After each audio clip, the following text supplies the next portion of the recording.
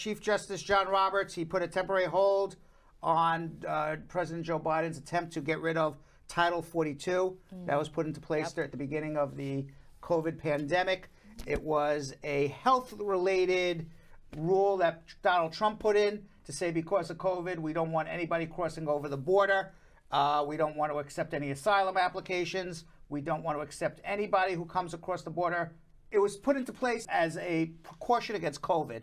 And we all know it was a bunch of BS. Right. It wasn't put in to prevent spread of COVID in the United States. It was put in because Donald Trump didn't want to accept any immigrants, didn't want to accept any asylum applications.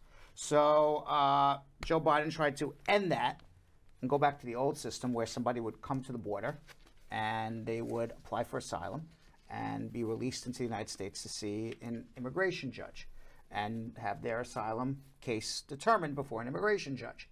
And Joe Biden was sued when he tried to end Title 42 because people said he didn't follow the rules, the rules of ending a regulation.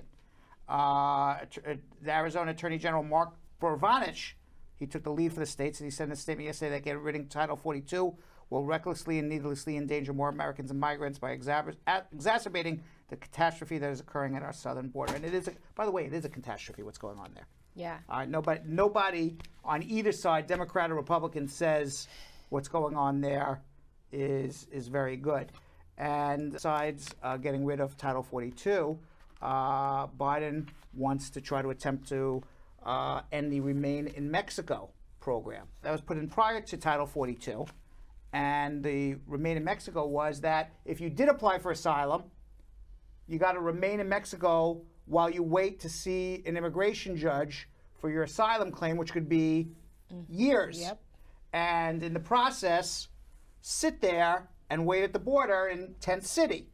So Biden tried to end that as well. He said it's inhumane. That also is not ending at the moment. Wow. So both of the Trump rules, Title 42 and are still in effect. Remain in Mexico, are still in effect. And I'll tell you the truth, it's a big problem because I see what's going on right now. People can't file for asylum. They can't come to the border and file for asylum. So what everybody's doing, at least what I see in my practice, is they're literally jumping over the fence. And then they wait there on the other side of the fence. And if they don't run away when they jump over the fence, then they really haven't evaded authorities. Oh, wow. They sit there, they wait for immigration officers to come get them. They sit in detention for a few days. And what happened is that detention is so overburdened that they ultimately get released because there's nowhere to hold them. There's no jails or anything. They get released, and then nobody even asks for an asylum claim.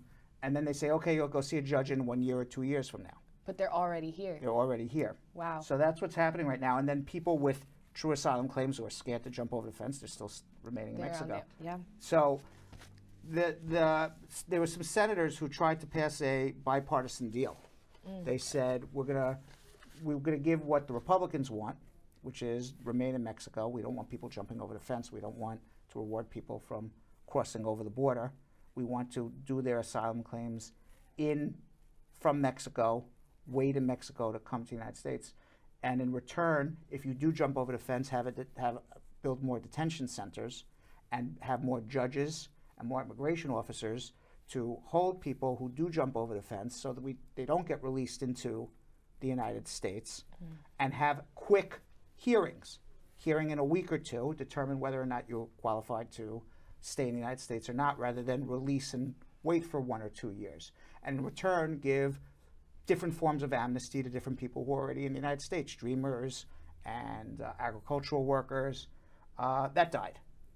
Yeah. And I'll say, you know what? I mean, how many sessions in a court day is that too? Like? Right. I mean, nobody says remain in Mexico is pleasant, but if they're going to hire enough judges, enough immigration officers, and they can process claims quickly, I would accept that more than what I would accept now, especially if there would have been an amnesty. And it seemed like it was a deal ready to be made, and everybody's been talking about this for years, that this is the deal.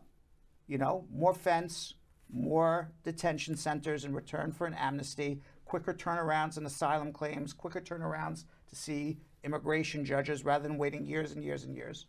But it didn't happen.